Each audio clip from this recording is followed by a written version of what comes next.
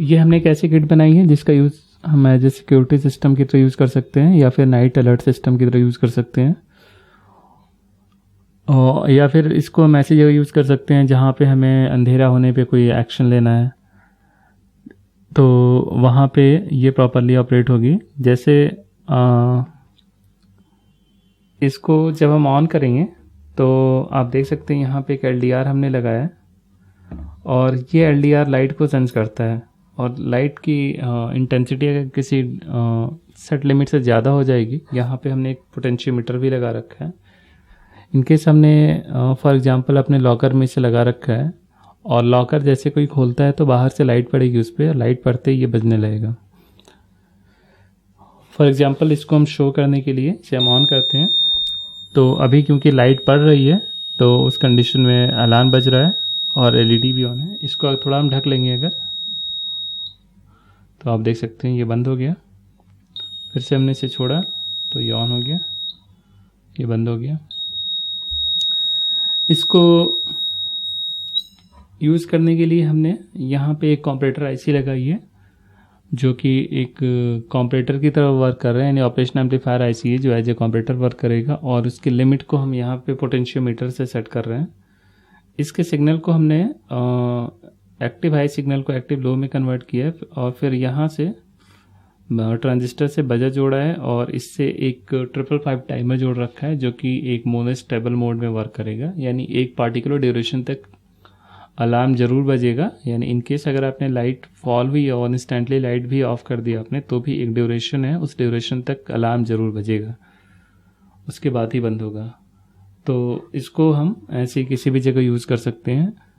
और यहाँ पे पावर सप्लाई के लिए हमने मल्टीपल ऑप्शंस दे रखे हैं, यानी हमने एक रेक्टिफायर लगा रखा है और फिल्टर लगा रखा है, कैपेसिटी फ़िल्टर है। तो इसका बेनिफिट ये होगा कि आप चाहे DC सप्लाई लगाएं चाहे AC सप्लाई लगाएं, दोनों कंडीशन में ये प्रॉपरली ऑपरेट होगा।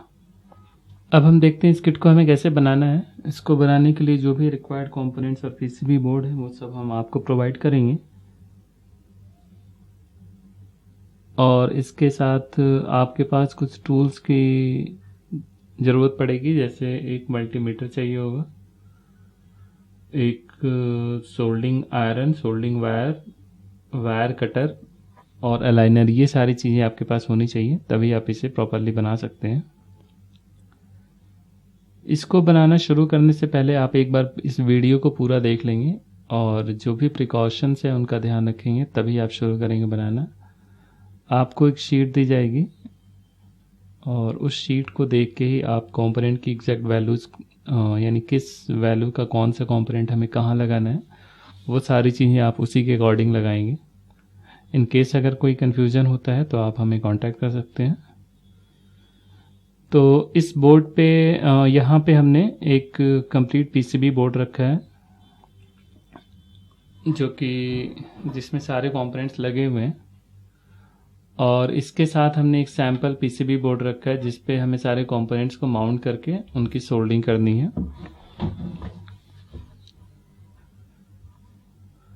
तो इस बोर्ड को अगर हम देखेंगे तो आप पाएंगे इसमें 2 लेयर्स हैं। ये जिधर से हमें कंपोनेंट्स लगाने होते हैं वो टॉप लेयर कहलाता है, और जो दूसरा साइड होता है जिधर सोल्डिंग करनी होती है वो बॉटम लेयर होता है।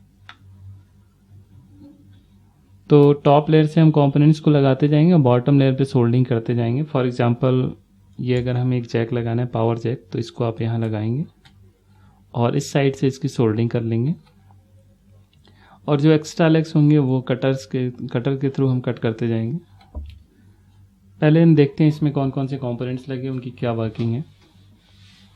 यहाँ पे एक पावर जैक हमने लगा रखा है, इसका काम पावर सप्लाई इनपुट लेना है, यानी जो भी आप सप्लाई लगाएंगे वो इसी के थ्रू लगाएंगे, इस जैक के थ्रू।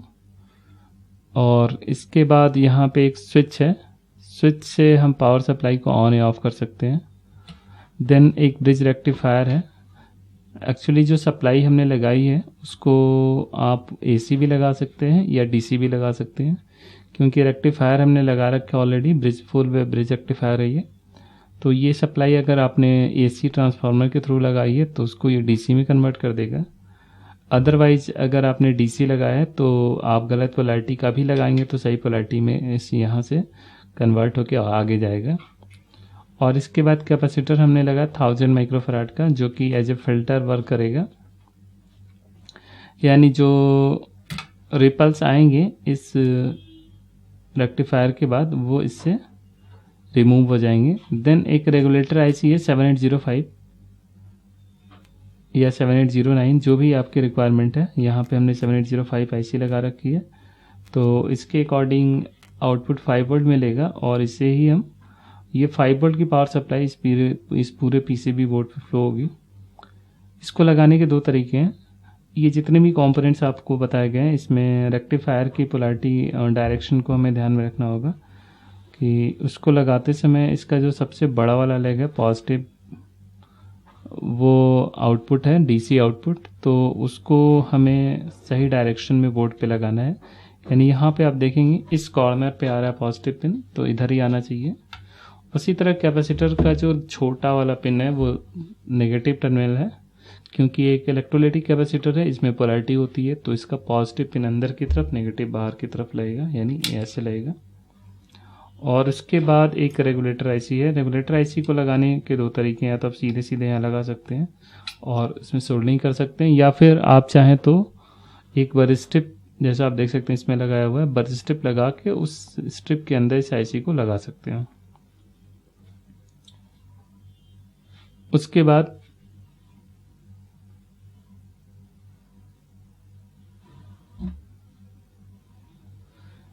बाद यहाँ पे एक रेजिस्टेंस हमने लगाया हुआ है और एक एलईडी लगाई हुई है।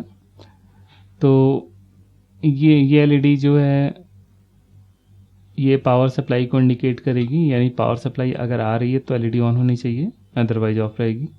तो एलईडी लगाते समय भी इसके डायरेक्शन को हमें ध्यान रखना होता है, एनोड या कैथोड। इसका जो बड़ा वाला लेग है पॉजिटिव है, एनोड है, छोटा नेगेटिव, तो इसको हमें ऐसे लगाना है कि एनोड बाहर की तरफ, कैथोड अंदर की तरफ आए। और इस यहाँ पे कैपेसिटर हमने लगाया, ये कैपेसिटर और इस 555 टाइमर आईसी के साथ लगा हुआ है, जो कि एक मोनोस्टेबल मोड में वर्क कर रहा है। तो इसकी टाइमिंग को कंट्रोल करने के लिए रेजिस्टेंस और कैपेसिटर्स की रिक्वायरमेंट होती है, वो हमने यहाँ लगाया हुआ है। इसमें ये 1 माइक्रोफैराड का कैपेसिटर है, तो आप इसको सही डायरेक्शन में यहाँ भी लगाएंगे, यानी इसका जो ये स्ट्रिप है वाइट वाली वो बाहर की तरफ है। और यहाँ पे दो आईसीज लगी हैं, आप देख सकते हैं 8 पिन की DIP आईसी। तो आईसीज को लगाने से पहले उस पर हम बेस लगा लेते हैं, यानी एक बेस हम यहाँ लगा लेंगे और एक बेस यहाँ लगा लेंगे। और दोनों बेस के जो नॉच हैं, यानी जो एक कट बना होता है बेस पे, यहाँ पे आप देख सकते हैं एक सेमी सर्कल कट बना हुआ है, वो इस डायरेक्शन में रहेगा, यहाँ भी इसी डायरेक्शन में रहेगा, और आईसी भी इसी डायरेक्शन में हम इसमें इंसर्ट कराएंगे। इसके बाद यहाँ पे एक एलईडी है जो आउटपुट को शो कर रही है। तो इसका फ्लैट सरफेस आप देख सकते हैं इस तरफ है, यानी नेगेटिव टर्मिनल ये है, पॉजिटिव ये है, ये रेजिस्टेंस है, ये बजर है। ये बजर आप देख सकते हैं, बजर को लगाते समय इसकी भी पोलैरिटी हमें ध्यान में रखनी होती है। ये प्लस साइन बना हुआ है, तो ये पॉजिटिव पिन टर्मिनल है, उसको आप यहाँ पॉजिटिव टर्मिनल यहाँ लगेगा, नेगेटिव यहाँ लगेगा। पोटेंशियोमीटर ये 10 किलो ओम का है, इसका यूज़ करके इसकी सेंसिटिविटी हम सेट करते हैं, यानी जो भी हमने LDR लगाया है तो किस लाइट के थ्रेशोल्ड को डिटेक्ट करना है, वो चीज़ हमें इस पोटेंशियोमीटर के थ्रू ही सेट करनी होगी। तो ये पोटेंशियोमीटर हम यहाँ लगाएंगे। ये LDR को आप किसी भी डायरेक्शन में 2 पिन कनेक्टर के थ्रू यहाँ लगा सकते हैं, यानी 2 पिन का जो कनेक्टर है वो सिंपली हमें यहाँ लगा लेना है, और इससे फिर 2 वायर लगेंगे, इसमें 2 वायर का इंसर्ट हो जाएंगे, जो कि एक LDR से जोड़ सकते हैं।